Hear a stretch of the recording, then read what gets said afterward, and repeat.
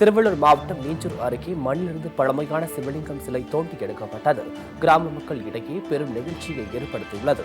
மீஞ்சூர் அருகே தத்தத்தமஞ்ச் கிராமத்தில் அம்பிகை செல்வாம்பிகை கோவில் இருந்ததாகவும், மேலும் அங்கும் காகபுஜண்டர் முனிவர் பிரதிஷ்டை செய்து சிவனை வழிபட்டு வந்ததாகவும் கூறப்படுகிறது. இந்நிலையில் அக்கோவில் வெள்ளத்தால் மண்ணில் புதைந்துவிட்டதாகவும் கிராம மக்கள் கூறுகின்றனர். தற்போது விசாகத்தன்று பிரதிஷ்டை செய்யும் வகையில் சிவலிங்க சிலையை மண்ணிலிருந்து கிராம மக்கள் முன்பதாக தோண்டி எடுக்கப்பட்டது. இதைத் தொடர்ந்து தற்போது மண்ணில் புதைந்திருந்த 9 சிவலிங்க சிலைகளை எடுத்து ஆலயம் அமைக்கும் பணியில் ஈடுபட்டு வருகிறார்கள்.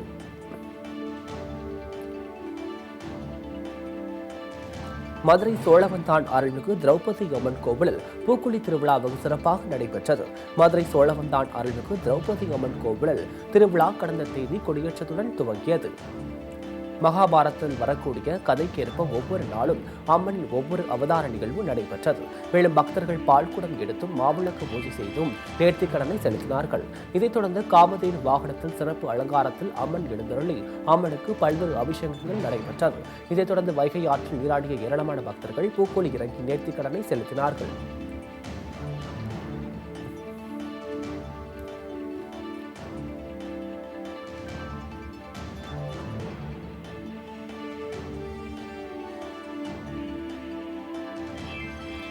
கன்னியாகுமரி மாவட்டம் வழியாக உரிய ஆவணங்களின்றி கனிம வளங்களை ஏற்றி வந்த 14 லாரிகளின் உரிமையாளர்களுக்கு போலீசார் அபராதம் விதித்தனர்.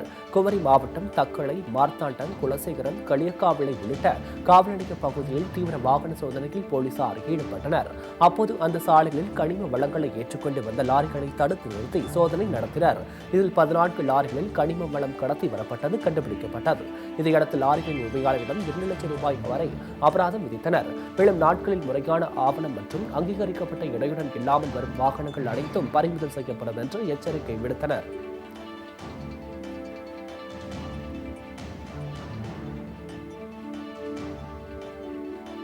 சேலம் மாவட்டம் கெங்கவள்ளி மற்றும் அதன் சுற்றுவட்டார பகுதிகளில் மழை பெய்ததால் விவசாயிகள் மற்றும் பொதுமக்கள் மகிழ்ச்சி அடைந்தனர். தென்கிழக்கு வங்கக்கடல் பகுதியில் நிலவிய அசானி புயல் காரணமாக தமிழகத்தின் பல்வேறு பகுதிகளில் பரவலாக மழை பெய்தது. அதன் ஒரு பகுதியாக கெங்கவள்ளி மற்றும் அதன் சுற்றுவட்டார பகுதிகளில் மழை கொட்டி தீர்த்தது. இதனால் பெரும்பாலான இடங்களில் மழைநீர் தேங்கியதால் வாகன ஓட்டிகள் பெரும் சிரமத்திற்கு உள்ளாகினர். இந்த மழை காரணமாக வெப்பம் தணிந்து குளிர்ச்சி சூழல் நிலவியதால் பொதுமக்கள் மற்றும் விவசாயிகள் மகிழ்ச்சி அடைந்தனர். திருவள்ளூர் மாவட்டம் பொன்னேரியில் உள்ள நாட்டியாஞ்சலி நாட்டிய பள்ளி சார்பாக பரதநாட்டிய மங்கை பூஜை விழா நடைபெற்றது. இதில் நாட்டிய பள்ளியைச் சேர்ந்த 8 மாணவர்கள் கலந்து கொண்டு புஷ்பாஞ்சலி, கவுத்துவம், ஜெகதீஸ்வரம், அலாரிப்பூ, அறுபடை வீடு உள்ளிட்ட நாட்டிய உருப்படியுடன் ராகமாளிகை ஆகிய கம்பீர நகங்களோடு நடனமாடி காண்பரை வியக்க வைத்தனர். இந்த சலங்கை பூஜை நிகழ்ச்சியின் அடுத்த கட்டமாக 2 ஆண்டுகளுக்கு பிறகு பரதநாட்டிய அரங்கேற்றம் நடைபெறும் என்று தெரிவிக்கப்பட்டுள்ளது.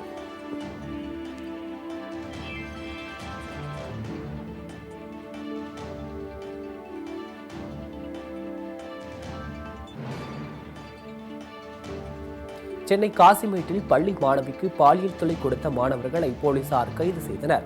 காசிமேடு பகுதியைச் சேர்ந்த 8ஆம் வகுப்பு மாணவிக்கு அதே வகுப்பைச் சேர்ந்த 4 மாணவர்கள் பாலியல் தொல்லை கொடுத்ததாக கூறப்படுகிறது.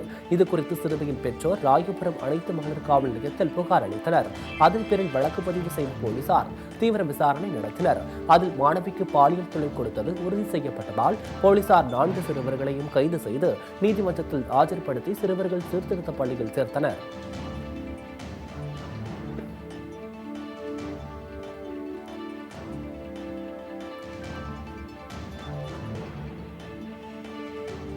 தஞ்சை மாவட்டம் திருவையாறில் நடைபெற்ற திருவிழாவில் ஐயாரப்பர் குதிரை வாகனத்தில் எழுந்தருளி பக்தர்களுக்கு அருள் அளித்தார்.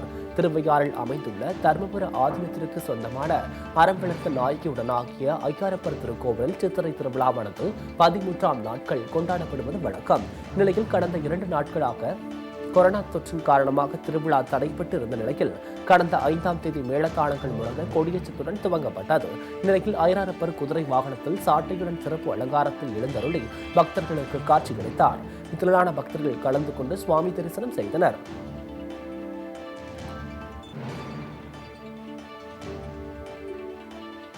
கடலூர் மாவட்டம் விருதாச்சலம் அருகே ஆக்கிரமிப்பில் இருந்த 10 ஏக்கர் நிலத்தை அரசு அதிகாரிகள் மீட்டனர். விருதாச்சலம் அடுத்த விசலூர் கிராமத்தில் உள்ள கிசா ஏரியில் 10 ஏக்கர் நிலம் ஆக்கிரமிப்பில் இருந்து வந்தது. இதையடுத்து சென்னை உயர்நீதிமன்ற உத்தரவின் பேரில் காவலர்கள் பாதுகாப்புடன் ஆக்கிரமிப்பில் இருந்த 10 ஏக்கர் நிலம் மீட்கப்பட்டது. இந்த நிகழ்வின் போது வட்டார வளர்ச்சி அலுவலர் ஜெயக்குமாரி, வருவாய் ஆய்வாளர் ராஜலட்சுமி உள்ளிட்டோர் உடனிருந்தனர்.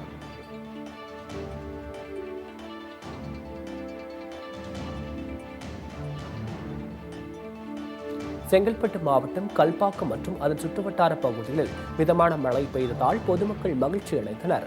வங்கக்கடலில் உருவாகியுள்ள குறைந்த காற்றழுத்த தாழ்வு மண்டலம் காரணமாக தமிழக கடலோர மாவட்டங்களில் கனமழை பெய்யக்கூடும் என்று வானிலை ஆய்வு மையம் தெரிவித்துள்ளது.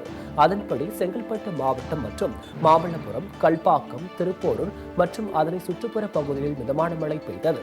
இதனால் வெப்பம் தணிந்து குளிர்ச்சி சூழல் நிலவியதால் பொதுமக்கள் மகிழ்ச்சி அடைந்தனர்.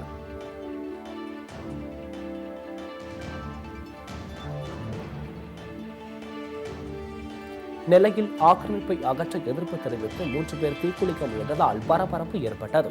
நெல்லை மாவட்டம் பேட்டை பகுதியில் இந்து சமய அறநிலையத்துறை பிள்ளையின் கட்டளைக்கு சொந்தமான 1.5 ஏக்கர் நிலத்தை தனிநபர்கள் ஆக்கிரமிப்பு செய்துள்ளனர்.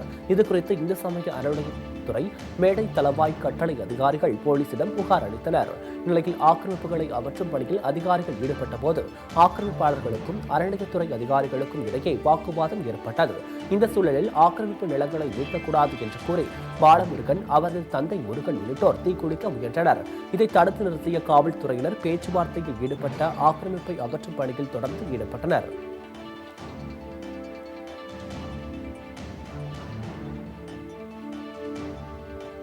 விருதுநகர் மாவட்டம் சாத்தூரில் அரசு பேருந்து ஓட்டுநருக்கும் போக்குவரத்து காவலர்களுக்கும் இடையே வாக்குவாதம் ஏற்பட்டதால் பரபரப்பு ஏற்பட்டது. சாத்தூர் பேருந்து நிலையத்தில் இருந்து கோட்டைப்பட்டி கிராமம் நோக்கி அரசு பேருந்து சென்று கொண்டிருந்தது. இதை செந்தில்குமார் என்பவர் ஓட்டி வந்துள்ளார். அப்போது படந்தாள் 4 வழி சாலை சந்திப்பில் வந்தபோது ஓட்டுநர் செந்தில்குமார் ஆரன் அடித்துக் கொண்டே இருந்ததாக கூறப்படுகிறது. இதனால் போக்குவரத்து காவலர்களுக்கும் ஓட்டுநருக்கும் இடையே வாக்குவாதம் ஏற்பட்டது.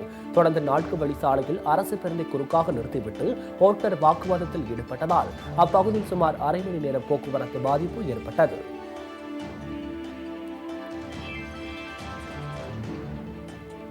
கடலூர் மாவட்டம் திட்டக்குடி அருகே 100 நாள் வேலை வழங்குவதில் குளறுபடி நடப்பதாக கூறி கிராம மக்கள் கண்டன ஆர்ப்பாட்டத்தில் ஈடுபட்டனர்.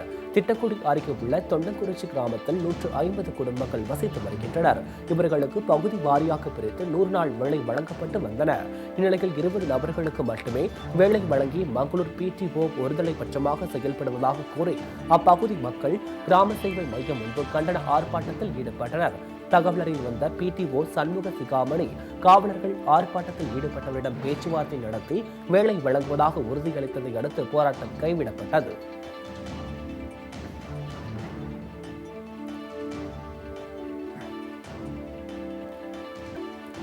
செங்கல்பட்டு மாவட்டம் நெம்மேலி தர்காவில் நடைபெற்ற சந்தனக்கூடு திருவிழாவில் இசையமைப்பாளர் AR ரஹ்மான் குடும்பத்துடன் பங்கேற்றனர்.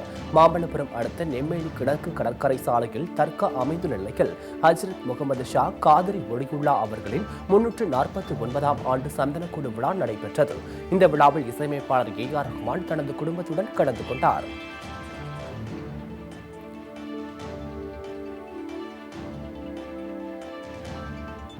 திருச்சி மாவட்டம் மணப்பாறையில் அரசு மருத்துவமனை பணியாளர்களுக்கு தீ தடுப்பு மற்றும் பாதுகாப்பு குறித்த பயிற்சிகள் வழங்கப்பட்டது.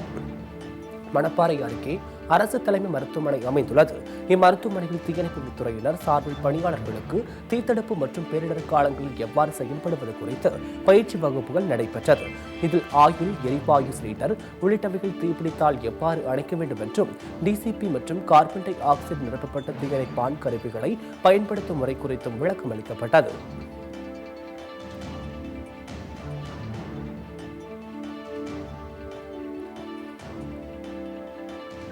செங்கல்பட்டு மாவட்டம் கல்பாக்கம் அருகே சாலையில் சென்ற வண்டி மாட்டின் மீது மின்கம்பி அறுந்து விழுந்ததால் சம்பவ இடத்திலேயே மாடு உயிரிழந்தது. அயப்பாக்கம் கிராமத்தைச் சேர்ந்த வெங்கடேசன் என்பவர் வேர்க்கடலை மூட்டைகளை கொண்டு வர மாட்டு வண்டியில் சென்றுள்ளார். அப்போது மாட்டு வண்டி மீது மின்கம்பி அறுந்து விழுந்துள்ளது. இதையடுத்து வெங்கடேசன் கத்தியினால் ஒரு மாட்டின் கயிற்றை அறுத்து காப்பாற்றினார். இதில் மற்றொரு மாடு சம்பவ இடத்திலேயே பரிதாபமாக உயிரிழந்தது.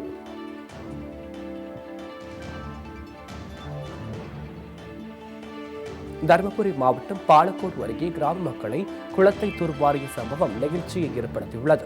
தருமபுரி மாவட்டம் பாலக்கோடு அடுத்துள்ள அம்பானி மல்லாபுரம் ஊராட்சிக்கு உட்பட்ட குஜாரா அள்ளியில் அரசுக்கு சொந்தமான நிலத்தில் சுற்றுவட்டார பகுதிகளுக்கு நீர் ஆதாரமாக இருந்து வரும் நிலையில் சிறிய குளம் ஒன்றினை கிராம மக்களை ஒன்றிணைத்து தூர்வாரி சுத்தப்படுத்தி இருப்பது வியப்பை ஏற்படுத்தியுள்ளது. ஊரிலுள்ள இந்த குளத்து நீரானது ஆடு மாடு உள்ளிட்ட கால்நடைகளுக்கும் சுற்றுவட்டார பகுதி கிணறுகளுக்கும் நீர் ஆதாரமாக இருந்து வருகிறது. இந்த நிலையில் குளத்து அருகே நிலத்தை வாங்கியிருப்பவர்கள் குளத்தையும் சேர்த்து ஆக்கிரமிப்பு பார்ப்பதாக கூறப்படுகிறது. இதை அறிந்த கிராம மக்கள் ஒன்றிணைந்து குளத்தை தூர்வாரி சுத்தப்படுத்தவிருப்பதாக வியப்பை ஏற்படுத்தியுள்ளது. இந்த குட்டை வந்து காலங்காலமாக ஆடு மாடு குடிக்கிற தண்ணி குடிப்பழக்கு யூஸ் பண்ணிட்டு வரோம். இப்போ வந்து அந்த நிலத்தை வாங்குறவங்க அந்த குட்டி வந்து ஆக்கிரமிப்பு பண்ணி மூடுறோம்னு சொல்கிறாங்க.